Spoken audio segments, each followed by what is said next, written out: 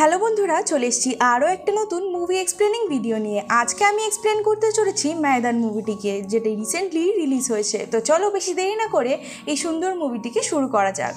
তবে মুভি শুরু করার আগে আমার একটা রিকোয়েস্ট আছে, এই ভিডিওটাকে পুরো দেখো লাস্ট অবধি, কোনো স্কিপ করো না।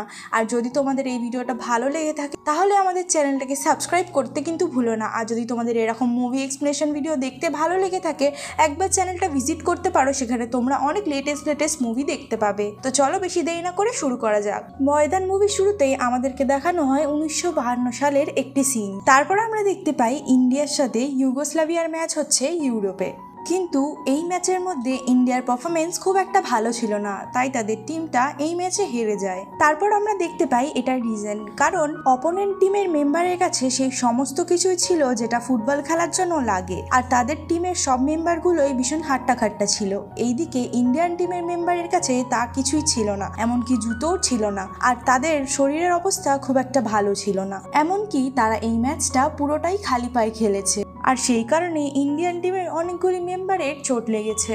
আর তার সাথে সাথে আমরা দেখতে পাই অপোনেন্ট টিমের মেম্বারগুলো ইন্ডিয়ান টিমের মেম্বারদের ওপরে বাজেভাবে হামলা করছিল, মানে খেলার সময় তাদেরকে ধাক্কা মেরে ফেলে দেওয়া থেকে শুরু করে আরো নানান রকমের জিনিসপত্র। কিন্তু এত কিছুর পরেও ইন্ডিয়ান টিমের মেম্বাররা দম ছাড়ে না, তারা একটা গোল করেই ছাড়ে। কিন্তু অপোনেন্ট টিম তার বদলে 10টা গোল করে দেয়, যার কারণে ইন্ডিয়ান টিম 1952 এর অলিম্পিক্স থেকে বার হয়ে যায়। তারপর আমাদেরকে ইন্ডিয়াকে দেখানো হয়, যেখানে আমাদের কলকাতা শহরকে দেখানো হয়েছিল। ওখানে আমাদের গাজরাজ রাও, যে ওখানকার অনেক বড় জার্নালিস্ট ছিল, তাকে দেখানো হয়। আর সেই জন্যই সে নিউজ পেপারে এটা প্রিন্ট করেছিল যে ইন্ডিয়া খুব বাজেভাবে অলিম্পিক্সে হেরে গিয়েছে।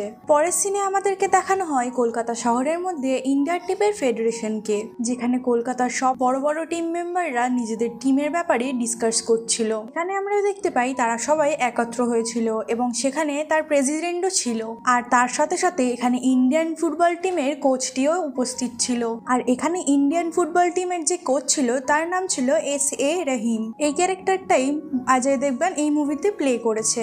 যা যা দেখানো হয়েছে সেগুলো সব সত্যি ঘটনার উপরে অবলম্বিত, মানে সত্যি ঘটনাকে নিয়েই এই মুভিটা বানানো হয়েছে। আর মুভির মধ্যে যে কটা ক্যারেক্টার ছিল তাদের নামও আসলই ছিল, মানে আসলে যেই নামটা ছিল সেটা মুভির মধ্যেও রাখা হয়েছিল। তারপর আমরা দেখতে পাই কান্ট্রি প্রেশারের কারণে সেখানকার সব মেম্বাররা অনেক ডিসকাস করছিল এবং বহুদিন ধরেই এই ব্যাপারটা নিয়ে আলোচনা চলছিল। এবং তারপর তারা এটাও বলে যে ইন্ডিয়া খুব বাজেভাবে সেখানে হেরে গিয়েছে, আর সেই জন্যই কাউকে না কাউকে তো এটার দায়িত্ব নিতেই হবে। যখন ওরা ওখানে এইসব ব্যাপার নিয়ে ডিসকাস করছিল, তখনই আমরা দেখতে পাই ফেডারেশনের একটা মেম্বার যার নাম ছিল শুভঙ্কর, এবং সে সব মেম্বারদেরকে বলে ইন্ডিয়ান টিম এই কারণেই হেরেছে কারণ কোচ রাহিম তাদেরকে ভালো করে প্র্যাকটিস করায়নি, আর সেই কারণেই সব ভুল ছিল সেই কোচের। আর শুভঙ্করের কথা শুনে বাকি সব মেম্বাররাও সেই কথাতে এগ্রি করে দেয়, এবং তারাও তার সাথে সাথে এটাই বলতে থাকে সব দোষ ওই কোচেরই হবে। তারপর রাহিম, মানে যে কোচ ছিল, সে বলে যদি তোমাদের সব দোষ আমার উপর দেওয়ার থাকে তাহলে আমি সব দোষ নিতে রাজি আছি, কিন্তু যদি দায়িত্ব আমার হয় তাহলে আগে থেকে যা যা প্লেয়ার হবে সেইগুলো কিন্তু আমি নির্বাচন করব। এটা শোনার পর সেখানকার সব মেম্বাররা তার কথাতে এগ্রি করে যায়। তারা সবাই S.A. রহিম, যিনি কোচ ছিলেন, তাকে নিজের টিম বেছে নেওয়ার দায়িত্ব দিয়ে দিয়েছিল। এই মিটিং এর মধ্যেই যে ফেডারেশন মেম্বার শুভঙ্কর ছিল, সে বারবার কোচকে ব্লেম করছিল যে তোমার জন্যই ইন্ডিয়া হেরে গিয়েছে এবং তোমার দ্বারাই কিছু হবে না। আর তার সাথে সাথে তাকে অনেক কথাও শোনায় এবং এটাও বলে যে এইসব করে তুমি নিজের দোষ ঢাকার চেষ্টা করছো। তারপর যিনি কোচ ছিলেন, মানে S.A. রহিম, সে এই কথাটা নিয়ে নিজে ভাবনা চিন্তা করে এবং সবার সাথে ডিসকাসও করে, এবং সে সব মেম্বারদেরকে এটাও জানায় যে ইন্ডিয়ান টিম অলিম্পিক্সের মধ্যে হেরে গেছে সেটা সে রিজন নয়, সেটা রিজন অন্য কিছু। আর তার সাথে সাথে সে এটাও জানায় যে ইন্ডিয়ান টিমের মেম্বারের কাছে ঠিক মতন জুতো পর্যন্ত ছিল না সেখানে খেলার জন্য, আর জুতো ছাড়া তারা ফুটবল সেখানে খেলবে কি করে। আর তার সাথে সাথে আমাদের প্লেয়ারে শুধু 70 মিনিট অব্দি খেলার ট্রেনিং রয়েছে, যেখানে ইন্টারন্যাশনাল ম্যাচগুলো 90 মিনিটের হয়। তার সাথে ইন্ডিয়ান প্লেয়ারদের ইন্টারন্যাশনাল খেলার অভিজ্ঞতা অনেক কম আছে। সব থেকে বড় কথা এটা যে ফেডারেশনের লোকেরা প্লেয়ারদেরকে অনেক সময় অবধি জলদি বদলায় না, যার কারণে পুরনো প্লেয়াররা টিমে রয়ে যায় আর নতুন যারা ভালো প্লেয়ার, যারা ভালোভাবে খেলতে পারে তারা সুযোগই পায় না, যার কারণে টিমের এরকম অবস্থা। আর তার জন্যই সে এটা চায় যে সে টিমের মেম্বার নিজে থেকে সিলেক্ট করবে, আর এরকম করেই সে নিজের ইন্ডিয়ান টিমকে অনেক ওপরে নিয়ে যেতে চায়। আর এটা বলার পর কোচটি সেখান থেকে চলে যায়। আর উনি যখন ওখান থেকে বেরিয়ে চলে যাচ্ছিল তখনই আমরা দেখতে পাই ওনার পেছন পেছন ফুটবল ফেডারেশনের যে প্রেসিডেন্ট ছিল তিনি তার সাথে কথা বলার জন্য আসেন। সে এসে কোচ রাহিমকে এটাও বলে যে আপনি যে সিদ্ধান্তটা নিয়েছেন সেটা একদমই ঠিক সিদ্ধান্ত নিয়েছেন। আমাদের দেশ ইন্ডিয়া না সবার থেকে বড় আর না সবার থেকে বেশি বড় লোক, আর এই কারণে অর্ধেক দুনিয়ার লোক তো ইন্ডিয়ার নামই ভালো করে জানে না, কিন্তু এই ফুটবল গেমটি পুরো দুনিয়ায় খেলে, যার জন্য এটাই একমাত্র উপায় সবার কাছে নিজের পরিচয় গড়ে তোলার। এই সব কিছু বলার পর কোচ রাহিম ওখান থেকে চলে যায়। আর তারপর আমরা দেখতে পাই হায়দ্রাবাদে সে নিজের ঘরে চলে যায়। আমরা এটাও দেখতে পারি কোচের ফ্যামিলি মেম্বারের মধ্যে কোচের একটা ছেলে, একটি মেয়ে এবং মা আর বউকে নিয়ে সে সংসার করত, আর তারা সবাই একসাথে অনেক খুশিভাবেই থাকতো। কোচ তার ফ্যামিলির সাথে দেখা করার পর কিছুদিন পর থেকেই সে প্লেয়ার খোঁজা শুরু করে দেয়। সে সব জায়গায় গিয়ে গিয়ে প্লেয়ার খুঁজতো। কোচ রাহিম যখন ট্রাভেল করছিল সে রাস্তায় একটা ছেলেকে দেখতে পায় যার বয়স মেবি 18 থেকে 19 বছর ছিল, কিন্তু সে দেখতে পায় সেই বাচ্চাটি ফুটবল নিয়ে খেলছিল। সে ফুটবলের ব্যাপারে অনেক ভালোই পারদর্শী ছিল আর সে ফুটবলটা অনেক ভালোই খেলছিল, আর তার সাথে অনেক বাচ্চারাই খেলছিল, কিন্তু সে সব থেকে বেশি ভালো খেলছিল, যার জন্য ওর কাছ থেকে কেউ বল কেড়ে নিতে পারছিল না। আর এটা কোচ রাহিম ওখানে বসে বসে দেখছিল। তারপর কোচ রাহিম দেখতে পায় বাচ্চারা কিছুক্ষণ খেলার পর সে হাঁপিয়ে গিয়েছে এবং তারপর কোচ রাহিম তার কাছে যায় এবং তার নাম জিজ্ঞাসা করে। তারপর আমরা জানতে পারি ছেলেটির নাম ছিল তুলসী দাস বলরাম। কোচ তাকে জানায় যে তুমি অনেক ভালো খেলো, কিন্তু তোমার মধ্যে স্ট্যামিনার কমি আছে। আর তার সাথে সাথে কোচ এটাও দেখতে পায় তুলসী দাস বলরাম অনেক গরিব ছিল, তার সাথে সে তাকে খাবার খেতে অবস্থায়ও দেখতে পায়। সেখানে কোচ দেখতে পায় সে চায়ের মধ্যে জল মিশিয়ে সেটার মধ্যে বিস্কুট ডুবিয়ে খাচ্ছিল। কোচ রাহিম তাকে তখন জিজ্ঞাসা করে তুমি কি ইন্ডিয়ার জন্য খেলতে ইচ্ছুক, যে কথাতে তুলসী দাস বলরাম এগ্রি করে যায়। আর তার জন্যই কোচ রাহিম তাকে নিজের টিমে সিলেক্ট করে নেয়। আর এইভাবে কোচ রাহিম নিজের প্রথম প্লেয়ারটাকে খুঁজে পেয়েছিল। তারপর কোচ রাহিম আস্তে আস্তে অন্য অন্য ফুটবল টিমের কাছে যাচ্ছিল আর নিজেদের প্লেয়ার খোঁজার চেষ্টা করছিল, আর আস্তে আস্তে তার কাছে অনেক ভালো ভালো প্লেয়ার চলে আসে। তারপর উনি জানতে পারে কলকাতা টিম স্টেট থেকে একটা ফুটবল প্লেয়ার ভালো ফুটবল খেলে, যার নাম ছিল পিকে ব্যানার্জি। আর ওই প্লেয়ারটি ভীষণ সুন্দর ফুটবল খেলতো, আর তার জন্যই কোচ রাহিম তার কাছে যায় এবং তার পুরো ম্যাচটা দেখে। তারপর কোচ জানতে পারে পিকে ব্যানার্জি আসলেই খুব ভালো ফুটবল খেলে, তার জন্য কোচ রাহিম তাকেও অফারটা দেয় যে সে ইন্ডিয়ান টিমে খেলবে কিনা। আর আস্তে আস্তে এইভাবেই অনেকগুলো প্লেয়ারকে সে জোগাড় করে নেয়, আর এইভাবেই তার টিমটা পুরো কমপ্লিট হয়ে যায়। আর এইভাবে দেখতে দেখতে 4 বছর কেটে যায়। আর এইভাবেই দেখতে দেখতে 1952 থেকে 1956 চলে আসে। কিন্তু এবারে কোচ রাহিমের টিম পুরোভাবেই তৈরি হয়ে গিয়েছিল, আর তার জন্যই কোচ রাহিম তার পুরো টিমকে সবার সাথে ইন্ট্রোডিউস করায়। এখানে সবকটা টিমের মেম্বারের নাম মেনশন করা হয়নি, কিন্তু কিছু কিছু যারা যারা স্পেশাল প্লেয়ার ছিল তাদের নাম এখানে মেনশন করা হয়েছে। আর এই মুভিটাতে তাদের ওপর একটু ভালোভাবে ফোকাসও করা হয়েছে। আর এদের মধ্যেই কিছু মেম্বার হচ্ছে পিকে ব্যানার্জি, যেমন প্রদীপ কুমার, এবং তার সাথে হচ্ছে নেভেল ডিসুজা, তুলসী দাস বলরাম, আর তার সাথে সাথে টিমের গোলকিপার ছিল পিটার ধনরাজ, যে টিমের মধ্যে সব থেকে বেশি লম্বা প্লেয়ার ছিল। তারপর আমরা দেখতে পাই 1956 এর অলিম্পিক স্টার্ট হয়ে গিয়েছে, আর এইবার অলিম্পিক্স হচ্ছিল মেলবোর্ন, অস্ট্রেলিয়ার মধ্যে, যার জন্য টিম ওখানে যাওয়ার জন্য পুরোভাবে প্রস্তুত ছিল। কিন্তু ওখানে যাওয়ার আগে একটা পার্টি থ্রো করা হয়, যেই পার্টির মধ্যে সেখানে টিমের সব মেম্বার ছিল এবং ফেডারেশনেরও সব মেম্বার উপস্থিত ছিল। আর এই পার্টির মধ্যে ওই জার্নালিস্টটিও উপস্থিত ছিল, যে কিনা এই মুভি স্টার্টিং এই ইন্ডিয়ার ওপরে নিউজ চেপেছিল। ওই জার্নালিস্টার নাম হলো গিরিরাজ রাও। আর ওখানে এসে গিরিরাজ রাও সোজা কোচ রাহিমের সাথে দেখা করে। আর কথার মধ্যে গিরিরাজ রাও ইন্ডিয়ান ফুটবল টিমের অনেক ছোট করছিল, আর সে অনেক মজা করছিল। গিরিরাজ রাও তুলসী দাসকে অপমান করে, যেহেতু সে অনেক গরিব ফ্যামিলি থেকে বিলং করত। আর সেখানে আমরা দেখতে পাই কোচ সেটা জবাব দেয় এবং তাকে তাকে বলে যেটার ব্যাপারে আমরা জানি না সেই ব্যাপারে আমাদের মুখ খোলা উচিত নয়। কিন্তু তখন আমরা দেখতে পাই গিরিরাজ রাও এটা শোনার পর অনেক রেগে যায় এবং তার ইগো অনেক হার্ট হয়ে যায়। তারপর স্টোরিটা আগে যায় এবং আমরা দেখতে পাই 1956-এর অলিম্পিক্স খেলার জন্য ইন্ডিয়া টিম অস্ট্রেলিয়াতে চলে যায়। ইন্ডিয়ার টিম অস্ট্রেলিয়াতে খেলার জন্য চলে যায়। অস্ট্রেলিয়ার মেলবোর্নের মধ্যে ইন্ডিয়ার সাথে অস্ট্রেলিয়ার ম্যাচ হয়, কিন্তু সেখানে আমরা দেখতে পাই অস্ট্রেলিয়ার টিমের মেম্বাররা ইন্ডিয়ান ফুটবল টিমের মেম্বারের অনেক বেশি খিল্লি করছিল। আর তারা আমাদের প্লেয়ারদেরকে এটাও বলে যে তোমাদের এই ম্যাচগুলো খেলার কোনো যোগ্যতা নেই। তারা তার সাথে এটাও বলে যে এই ম্যাচে তোমরা এমনিও হেরে যাবে। আর এই ম্যাচে আমরা দেখতে পাই ইন্ডিয়ান টিমের প্লেয়ার অস্ট্রেলিয়ার টিমদেরকে খুব বাজেভাবে সেখানে হারিয়ে দেয়। এই ম্যাচের মধ্যে আমরা দেখতে পাই ইন্ডিয়ান টিমের প্লেয়ার নেভেল ডিসুজা হেড্রিক মারে, যার মানে সে 3টি গোল পরপর দিয়েছে। আর এই ম্যাচের মধ্যে ইন্ডিয়ার পারফরমেন্স ভীষণই ভালো ছিল, কিন্তু ওভারঅল অলিম্পিক্সের মধ্যে ইন্ডিয়া জিততে পারে না। কিন্তু তার সত্ত্বেও যেখানে ইন্ডিয়া একদম শেষে থাকতো সেই জায়গা থেকে অনেক এগিয়ে এসেছিল। আর পজিশন ওয়াইজ ইন্ডিয়া 4 নম্বরে চলে এসেছিল। এখানে সবকিছুই বেশ ভালো চলছিল, কিন্তু তখনই আমাদেরকে ইন্ডিয়ার ভেতরে গিরিরাজ রাওকে দেখানো হয়। আর সে সেখানে শুভঙ্করকে দেখা করার জন্য ডেকেছিল। আর এই শুভঙ্কর সেই মেম্বার ছিল ফেডারেশনের যে কোচের সবসময় বিপরীত দিকেই চলতো। আর এটারই সুযোগ উঠিয়ে গিরিরাজ রাও তাকে বলে যে সেই কোচটাকে কোনো না কোনোভাবে সেখান থেকে বাইরে বার করে দিতে হবে। আর সে যদি এটা করতে পারে সে তাকে প্রেসিডেন্টের পদ দিয়ে দেবে। তারপর আমরা দেখতে পাই কোচ নিজের বাড়ি চলে আসে। আর তার সাথে সাথে এটাও জানতে পারি কোচের ছেলেরও ফুটবলের ওপর বেশ ভালোই ইন্টারেস্ট আছে। আর কোচের ছেলে তাকে বলে সেও ইন্ডিয়ার জন্য ফুটবল খেলতে চায়। আর এই কথার বিপরীতে তখন কোচটি তাকে বলে যে তাকে সে তখনই সিলেক্ট করবে যদি সে ভালো খেলে। আর তার কিছুদিন পরে আমরা দেখতে পাই কোচ রাহিমের ছেলের ফুটবল ম্যাচ হচ্ছিল, যেটা কিনা স্টেট লেভেলের ম্যাচ ছিল। আর এই ম্যাচের মধ্যে তার ছেলে ভীষণ ভালো খেলছিল। আর সেই কারণেই নর্মাল প্রসিজারের দ্বারা তার ছেলেও ইন্ডিয়ান টিমের মধ্যে চান্স পেয়ে যায়। আর এইভাবেই দেখতে দেখতে বছর 1960 চলে আসে। আর তারপর আমরা এটাও দেখি কোচ রাহিম ইন্ডিয়ান টিমের মধ্যে আরো নতুন নতুন ছেলেদেরকে অ্যাড করেছে। আসছে কিছু বছরের মধ্যেই অনেক বড় বড় ম্যাচ হতে চলেছে। আর সেই জন্যই সে সবকটা প্লেয়ারদের ট্রেনিং করাচ্ছিল, যার পর কোচ রাহিমের টিম পুরোভাবেই তৈরি হয়ে গিয়েছিল। 1956-এর পর 1960-তে এবার অলিম্পিক্স হচ্ছিল।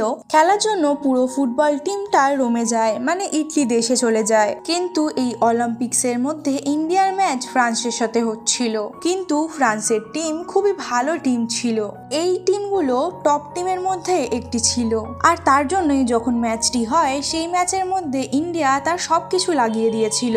আর তার জন্যই যখন ম্যাচটি হয় ইন্ডিয়া তার সবকিছু দিয়ে এই ম্যাচটি জেতার চেষ্টা করেছিল। পুরো চেষ্টা করার পরেও এই ম্যাচটা ড্র হয়ে যায়। কিন্তু যেহেতু পয়েন্টসে ফ্রান্স আগে ছিল তার জন্য ম্যাচ ড্র হওয়ার পরেও ফ্রান্স তখন জিতে যায়, যার কারণে আমার মনে হয় তাকে কোচের পজিশন থেকে সরিয়ে দেওয়া উচিত। সেই কথাতে কোচ রাহিম বলে আমাদের টিম আগের থেকে অনেক বেশি বেটার হয়েছে আর আসছে সময়ে ইন্ডিয়ান টিম জিতেও যাবে। কিন্তু এইবার তার কথা কেউই শুনতে চায় না। আর ওরা সবাই মিলে কোচ রাহিমকে বাদ দিয়ে দেয়। কোচ রাহিম যখন ওখান থেকে বাইরে চলে যাচ্ছিল তখন তার অনেক জোরে খাসি শুরু হয়ে গেছিল। তারপর উনি যখন ডাক্তারের কাছে যায় তখন উনি জানতে পারে ওনার স্মোকিং এর কারণে ওনার লাংস ক্যান্সার হয়ে গেছে। আর এই কারণে উনি এটাও জানতে পারে সে বেশি দিন বাঁচবে না, সে হয়তো 1 থেকে 1.5 বছর বাঁচবে। আর এটা শোনার পর কোচ রাহিম পুরোপুরি ভেঙে গিয়েছিল।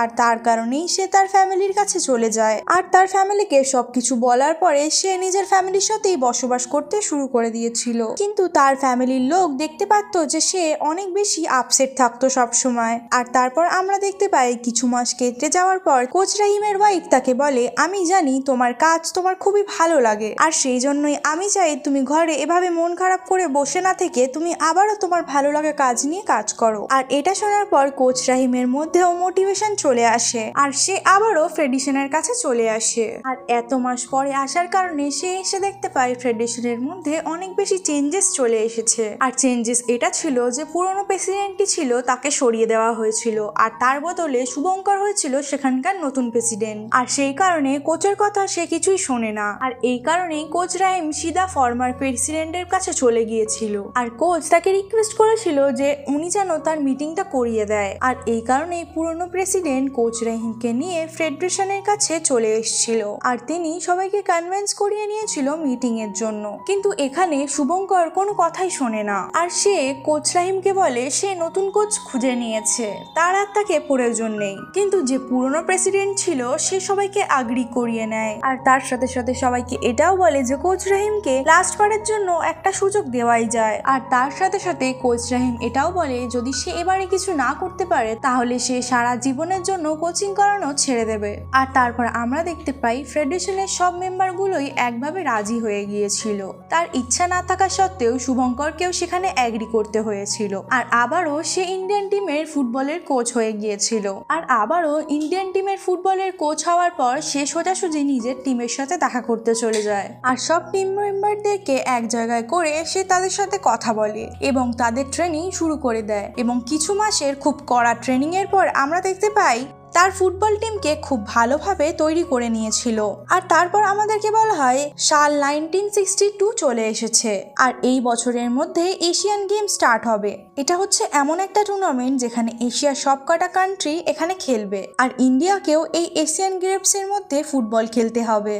কিন্তু এখানে যখন সবকিছুর প্রস্তুতি নেওয়া হয়ে গিয়েছিল তখন আমরা জানতে পারি ইন্ডিয়ান ফুটবল টিমকে বাইরে খেলার জন্য পাঠানো হচ্ছে না, যেহেতু এবারে সবকিছুই এশিয়ার ইন্দোনেশিয়া থেকে করা হচ্ছিল, তাই জন্য ইন্ডিয়ান ফুটবল টিমকে ওখানে যাওয়ার জন্য বারণ করে দেওয়া হয়েছিল। এটা জানার পরে সবাই অনেক চমকে যায়। আর তখনই গিরিরাজ রাও, যে কিনা একটা নিউজ জার্নালিস্ট ছিল, সে আবারও রাহিমের কাছে আসে এবং তাকে বলে আমি মিনিস্টারদেরকে এটা রেকমেন্ড করেছি যাতে ফুটবল টিমকে এই বছর বাইরে খেলতে না পাঠানো হয়, কারণ এমনিতেও তোমরা তো আর জিততে পারবেও না, আর কোনো মেডেল আনার এক্সপেকটেশন তো এমনিও নেই, আর ফালতু বাইরে গিয়ে ঘুরে চলে আসো। আর এটা শোনার পর কোচ রাহিম সোজাসুজি ফাইন্যান্স মিনিস্টারের সাথে দেখা করার জন্য চলে যায় এবং রাহিম ওনাকে কনভিন্স করে নেয় যে সব টিম মেম্বারদেরকে পাঠাতে হবে না, কিন্তু মেন যারা টিম মেম্বার আছে তাদেরকে যেন পাঠায়, আর তাদের পকেট মানিও দিতে হবে না, কারণ তাদের খেলাটা অনেক বেশি জরুরি ছিল। আর সেই কারণেই তারা মেনে গিয়েছিল এই ব্যাপারটিকে, আর তার জন্যই ইন্ডিয়ান টিমকে ইন্দোনেশিয়া পাঠিয়ে দেওয়া হয়েছিল। আর সেই কারণেই সে রাজি হয়ে যায় এবং ইন্ডিয়ান টিমকে ইন্দোনেশিয়া পাঠিয়ে দেওয়ার ব্যবস্থা করা হয়। আর তারা ইন্দোনেশিয়া যাওয়ার পর এটা জানতে পারে ইন্ডিয়ার প্রথম ম্যাচই সাউথ কোরিয়ার সঙ্গে ছিল, আর সাউথ কোরিয়া ছিল এশিয়ার নাম্বার 1 ফুটবল টিম। আর তার সাথে সাথে ইন্ডিয়ার আরও একটা শকিং নিউজ পায়, এটা হচ্ছে পিটার, যে কিনা ওখানকার গোলকিপার ছিল, তার পায়ে চোট লেগে গিয়েছিল, যার কারণে সে ঠিকভাবে নিজে দাঁড়াতেও পারছিল না, আর তার কারণেই সেখানে তাকে রেস্ট নিতে চলে যেতে হয়। আর তার জন্যই কোচকে নিজের গোলকিপার চেঞ্জ করতে হয়। আর এই নতুন গোলকিপারটি বেশি লম্বা চওড়া ছিল না। আর এরপর আমরা দেখতে পাই সেখানে ম্যাচটা স্টার্ট হয়ে যায়, আর তারপর আমরা দেখতে পাই সাউথ কোরিয়ার টিম ইন্ডিয়ার ওপরে অনেক বেশি ভারী পড়ছিল। আর এটাও দেখতে পাই যে তারা পরপর অনেকগুলো গোল করছিল, আর আমরা দেখতে পাই যে অনেকগুলো গোল করার কারণে তারা ম্যাচটা জিতে যায়, আর যার জন্য ইন্ডিয়া ম্যাচটা হেরে যায়, আর যার কারণে ইন্ডিয়ান ফুটবল টিমের ওপর দিয়ে সবার আশাই সরে গিয়েছিল। আর এই অর্ডারটা চলে এসেছিল যে ইন্ডিয়ান ফুটবল টিমকে আবারও ফেরত নিয়ে চলে যাওয়া দরকার, তাদের ওপর বেশি খরচা করার কোনো দরকারই ছিল না, কারণ ওরা তো ভালো খেলতেই পারছে না। আর এদিকে প্রস্তুতি নেওয়া হয়ে গেছিল যে তারা ইন্ডিয়ান টিমকে খুব তাড়াতাড়ি সেখানে ফেরত নিয়ে চলে আসবে। আর তারপর আমরা দেখতে পাই কোচ রাহিম তার টিমের মেম্বারের সাথে গিয়ে দেখা করে, সে সবাইকে মোটিভেট করে এবং এটাও বলে যে তাদের সবাইকে কোঅর্ডিনেট করে খেলতে হবে, আর তাদের সবাইকে গ্রাউন্ডের মধ্যে একইভাবে থাকতে হবে, আর কারোরই ইন্ডিয়ান টিমের ওপর কোনো আশা নেই, কিন্তু আমার তোমাদের ওপর অনেক বেশি আশা আছে।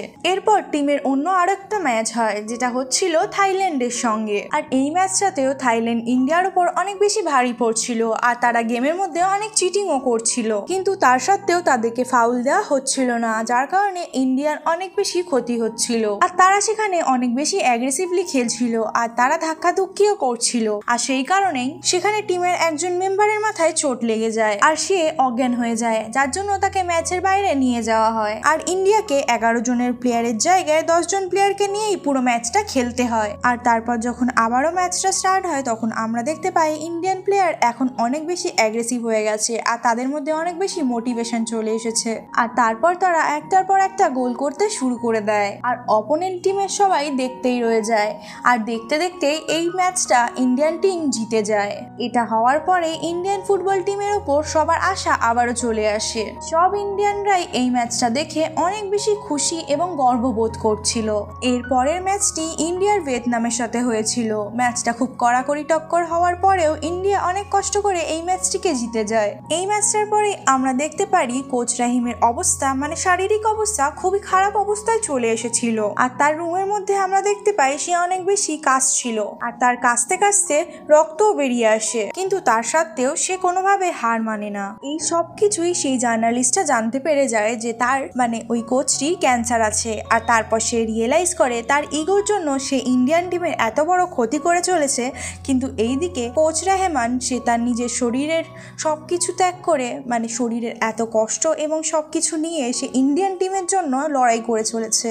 আর এটা জানার পর বা এটা দেখার পর তার অনেক গিল্টি ফিল হয়। আর তারপর আমরা দেখতে পাই জার্নালিস্ট গিরিরাও সে এখন শুধরে গিয়েছে আর সে ইন্ডিয়ান টিমকে অনেক ভালোভাবে সাপোর্ট করছে। আর তারপর শুরু হয় আরও একটা ম্যাচ, যেটা হচ্ছিল ইন্ডিয়ার সাথে জাপানের ম্যাচ। আর এই ম্যাচটিতেও ইন্ডিয়া জাপানের থেকে খুব ভালো খেলে জিতে যায়। তারপর আস্তে আস্তে আমরা দেখি ইন্ডিয়া এরমভাবে ম্যাচ জিততে জিততে ফাইনালসে চলে আসে, যেখানে ফাইনালসে আমরা দেখতে পাই যে ইন্ডিয়ার সাথে আবারও সাউথ কোরিয়ারই ম্যাচ হয়। সেই সাউথ কোরিয়ার সাথে যে প্রথম ম্যাচে ইন্ডিয়াকে খুব বাজেভাবে হারিয়ে দিয়েছিল, কিন্তু এইবারে যে ইন্ডিয়ান টিমের গোলকিপার ছিল তার পা ঠিক হয়ে গেছিল এবং সে টিমে আবারও ফেরত চলে এসেছিল, যার কারণে আমরা দেখতে পাই ইন্ডিয়ান টিম আগের থেকে অনেক বেশি স্ট্রং হয়ে গিয়েছিল। প্রথমের দিকে তো সাউথ কোরিয়া ইন্ডিয়াকে খুব ভালোভাবেই বিট করছিল, কিন্তু আস্তে আস্তে ম্যাচটা অন্যদিকে পথ নেয়। আর তারপর আমরা দেখতে পাই খেলতে খেলতে সাউথ কোরিয়া টিমের মেম্বাররা গোলকিপারের যে পায়ে আঘাত ছিল সেই পায়ে আঘাত করে দেয় এবং সেই কারণে গোলকিপারের পায়ে আবার ব্যথা করা শুরু হয়ে যায়। এইটা দেখে পিটারকে মানে সেই গোলকিপারটাকে ম্যাচ থেকে বাইরে যাওয়ার জন্য সুযোগ দেওয়া হয়েছিল, কিন্তু সেই গোলকিপারটি সেই সুযোগটি নেয় না এবং ম্যাচে থাকারই সিদ্ধান্ত নেয়। তারপর আবারও ম্যাচটা শুরু হয়। তারপর আমরা দেখতে পাই সাউথ কোরিয়ার টিম খুব বাজেভাবে গোল করার চেষ্টা করছিল, কিন্তু পিটার ধানরাজ মানে গোলকিপারটি তার পুরো দম লাগিয়ে সেই গোলগুলোকে আটকে দিচ্ছিল।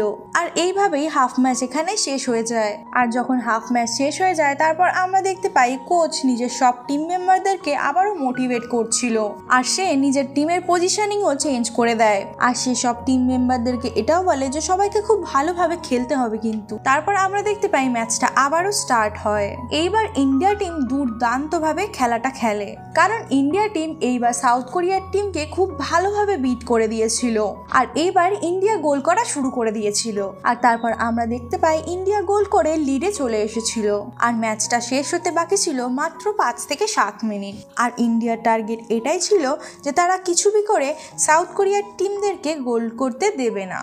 আর তারপর আমরা দেখতে পাই ইন্ডিয়া খুব ভালোভাবে বিট করার কারণে ইন্ডিয়া এই ম্যাচটা খুব সুন্দরভাবে জিতে যায়। আর এই ম্যাচটা জেতার সাথে সাথে ইন্ডিয়া পুরো এশিয়ান গেমের ম্যাচই জিতে যায় আর ইন্ডিয়ান ফুটবল টিম এশিয়ান গেমের চ্যাম্পিয়ন হয়ে যায়। আর এরপর আমরা দেখতে পাই ইন্ডিয়ান টিমের সব মেম্বার খুশি হয়ে তাদের কোচকে জড়িয়ে ধরে। আর এটা দেখে কোচ রাহিমও অনেকটা ইমোশনাল হয়ে যায় আর তার চোখেও জল চলে আসে।